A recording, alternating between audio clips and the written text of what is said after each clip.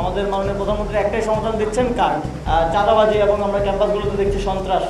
তো এর থেকে মুক্তি পাওয়ার জন্য আমাদেরকে একটা সন্ত্রাস বিরোধী কার্ড আর একটা চাঁদাবাজ বিরোধী কার্ড যদি দিতেন।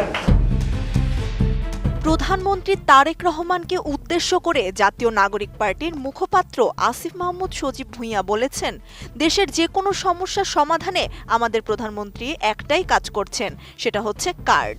বর্তমান বাংলাদেশের সবচাইতে বড় সমস্যা হচ্ছে চাঁদাবাজি এবং দুর্নীতি।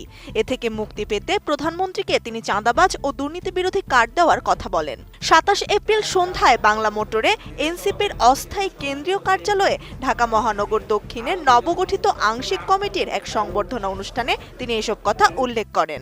আমরা দেখছি যে কোনো সমস্যা উঠতেছে, সমস্যার ব্যাপারে আমাদের মাননীয় প্রধানমন্ত্রী একটাই সমাধান দিচ্ছেন, কার্ড।